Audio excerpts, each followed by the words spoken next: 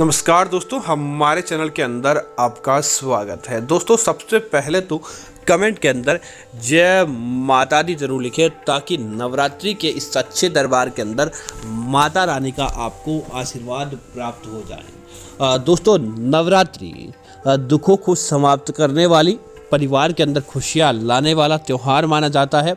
नवरात्रि के दौरान हर कोई भक्त माँ दुर्गा के निमित्त उपाय करता है, माँ दुर्गा को प्रसन्न करने का कार्य करता है ताकि उसके जीवन के अंदर किसी भी चीज़ की कमी नहीं रहे, माँ दुर्गा को आशीर्वाद उसका देखने को मिले।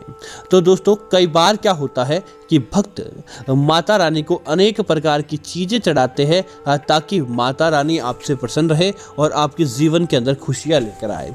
लेकिन दोस्तों, भक्त क्या करते हैं कि उनको पता नहीं होता, कई बार इस प्रकार की चीज़ें माता रानी को अर्पित कर देते हैं जो माता रानी को बिल्कुल भी पसंद नहीं होती, और ऐसी चीज़ें चढ़ाने से माँ दुर्गा के आशीर्वाद मिलने की बजाय अब माँ दुर्गा क्रोधित हो जाती है और उनके क्रोध का भी सामना करना पड़ता है। इसी वजह से ऐसी चीज़ें आपको भूल कर भी माँ दुर्गा की पूजा करते समय, नवरात्रि की पूजा करते समय आपको भूल कर भी नहीं चढ़ानी चाहिए, अन्यथा आपको सुख की बजाय दुख देखने को मिल सकता है। तो दोस्तों, बात करते हैं उन चीज़ों की। आगे बढ़ने से पहले आप कमेंट के अंदर जय माँ दुर्गा जरूर लिखें ताकि सही और सटीक जानकारी आपको मिलती रहे। दोस्तों, सबसे पहले दोस्तों, माता रानी को जो भी आप फूल, पुष्प आदि अर्पित करें, उसका इस बात का ध्यान रखें पुष्प या फूल कहीं से भी सड़ा हुआ या गला हुआ और पुराना नहीं होना चाहिए। जो अगर आप माता रानी को पुष्प आदि अर्पित करते हैं, क्योंकि माता रानी को पुष्पों की खुशबू बहुत ज़्यादा पसंद होती है और इससे माता रानी जी आकर्षित भी होते हैं। लेकिन आपने पूजा के अंदर, घट स्थापना के अंदर ही आपने मुरझाए हुए फूल या बासी फूल इस्तेमाल के अंदर किए हैं, तो दोस्तों, माता रानी के क्रोध का आपको सामना करना पड़ता है। ऐसी पूजा आपकी अधूरी मानी जाती है और उस पूजा का आपको फ़ायदा भी देखने को नहीं मिलता है। इसीलिए आपको इस बात का सबसे पहले ध्यान रखना चाहिए। दोस्तों, दूसरी चीज़ की बात करें तो माता रानी की पूजा के अंदर दोस्तों, हर कोई व्यक्ति दीपक तो निश्चित तौर पर जलाता है ताकि दीपक जलाने से उसके जीवन के अंदर, घर परिवार के अंदर आशीर्वाद प्राप्त हो सके। लेकिन दोस्तों, इस बात का ध्यान रखें, आप नवरात्रि के दौरान एक अखंड दीपक तो जलाते ही जलाते हैं। नवरात्रि के पूजा के दौरान अखंड दीपक को कभी भी बासी हाथों से या गंदे हाथों से स्पर्श नहीं करना चाहिए। सबसे पहले अपने हाथों को अच्छी तरह से धो लें, मन के विकार मिटा लें और उसके बाद ही आपको अखंड दीपक की ज्योति के दर्शन करने चाहिए और अखंड दीपक की ज्योति को हाथ लगाना चाहिए।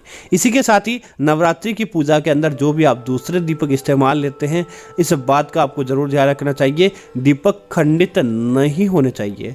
अगर आपके दीपक खंडित होते हैं या फिर आप क्या करते हैं, सुबह के दीपक को शाम और शाम के दीपक को सुबह, उस दीपक को धोने का काम ही नहीं करते हैं, तो दोस्तों, ऐसा करने से भी माँ दुर्गा की विशेष कृपा देखने को नहीं मिलती, बल्कि माँ दुर्गा नाराज हो जाती है। जिस प्रकार आप स्वच्छ बर्तनों के अंदर भोजन करते हैं, तो उसी प्रकार माता रानी को भी दीपक को स्वच्छ और धोने के बाद के अंदर ही दीपक अर्पित करना चाहिए ताकि आपको धन लाभ प्राप्त हो, माँ दुर्गा का आशीर्वाद देखने को मिले और किसी प्रकार की आपकी पूजा के अंदर त्रुटि देखने को नहीं मिलती है। इसी तरह दोस्तों, माता रानी को पूजा के अंदर प्रसाद के रूप में आप साधारण से अपने घर के अंदर खीर या हलवा पूरी बनाकर ही भोग लगा दें तो भी चलता है। लेकिन दोस्तों, इस प्रकार का भोजन या इस प्रकार की चीज़ें आपको लेकर प्रसाद के रूप में नहीं शामिल करनी चाहिए जिसके अंदर प्रत्यक्ष या अप्रत्यक्ष रूप से किसी पशु या पक्षी को हानि पहुंचाई गई हो।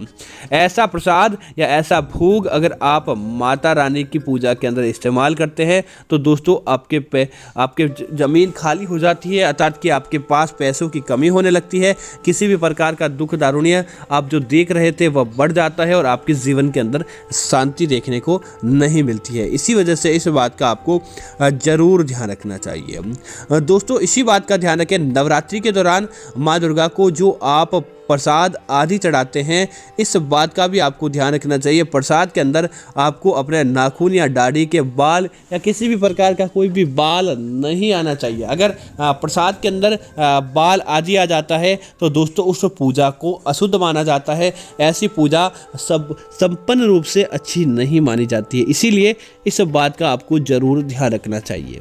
इसी तरह नवरात्रि के दौरान हर कोई भक्त माँ दुर्गा को प्रसन्न करने के लिए घर के अंदर आप जरूर नवरात्रि की ज्योति जलाते हैं और उस अखंड ज्योति का आप लाभ लेने का कार्य करते हैं। लेकिन इस बात का ध्यान रखना चाहिए, जब भी आप अपने घर के पूजा के दौरान नवरात्रि के दौरान विशेष तौर से अखंड ज्योति जलाते हैं तो दोस्तों आपको इस दौरान आपको अपने घर को छोड़कर कहीं नहीं जाना चाहिए और अपने घर को बंद नहीं करना चाहिए। दोस्तों अगर नवरात्रि के दौरान आपने अखंड ज्योति जलाई है और आपका घर बंद हो चुका है तो दोस्तों ऐसे में माँ दुर्गा आपसे क्रोधित होने के बजाय और ज़्यादा आपके घर से दूर चली जाती है और आपको उसका फ़ायदा भी देखने को नहीं मिलता। इसीलिए नवरात्रि के दिनों के दौरान अपने घर को बंद नहीं करना चाहिए। इसी तरह नवरात्रि के दिनों के दौरान न तो आपको माँ दुर्गा को दालों के अंदर किसी भी प्रकार की दाल आप चढ़ाएं, लेकिन एक तो काली दाल और दूसरा दोस्तों मसूर की दाल आपको माता रानी को नहीं चढ़ानी चाहिए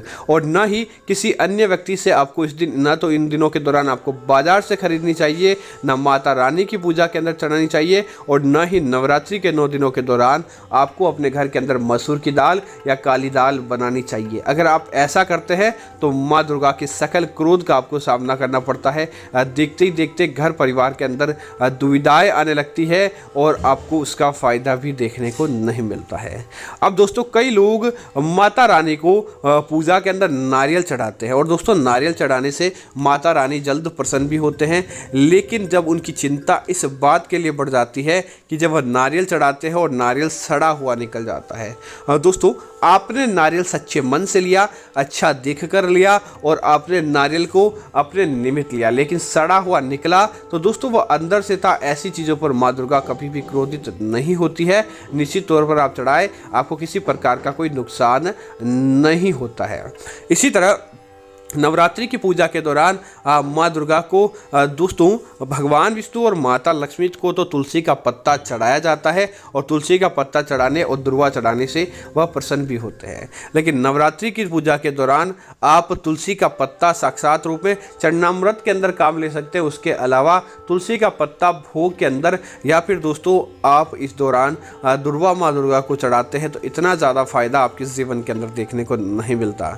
इसी तरह दोस्तों नवरात्रि के दिनों के दौरान माँ दुर्गा को पुष्प बहुत ज़्यादा पसंद होते हैं। पुष्प के अंदर आप लाल, पीले, गुलाबी और सुंदर चटक रंगों के पुष्प इस्तेमाल करें, लेकिन कई पुष्प काले, बैंगनी या भुरभुरे रंग के आते हैं। ऐसे पुष्पों को चढ़ाने से बचना चाहिए। ऐसे पुष्पों से माँ दुर्गा प्रसन्न नहीं होती, बल्कि हो सकता है नाराज भी हो सकती है। इसीलिए इस बात का भी आपको जरूर ध्यान रखना चाहिए। नवरात्रि के दौरान जब भी आप माँ दुर्गा की पूजा करें या भोग लगाए तो पहले माँ दुर्गा को भोग लगाए और उसके बाद परिवार के जो सदस्य मुख्य रूप से पूजा कर रहा है उसको ग्रहण करना चाहिए। ऐसा नहीं कि आपने अपना पेट भर लिया और उसके बाद आपको माँ दुर्गा की याद आई और आप माँ दुर्गा की पूजा करने के लगे। ऐसा करने से भी आपको फल की प्राप्ति नहीं होती है। तो दोस्तों उम्मीद करता हूँ जानकारी आपको अच्छी लगी होगी। ऐसी अन्य जानकारियों के लिए आप हमारे चैनल को सब्सक्राइब करें और साथ ही साथ वीडियो को लाइक और शेयर करना न भूलें, ताकि इस प्रकार की जानकारी आपको मिलती रहेगी। धन्यवाद मित्रों। जय श्री राम मित्रों।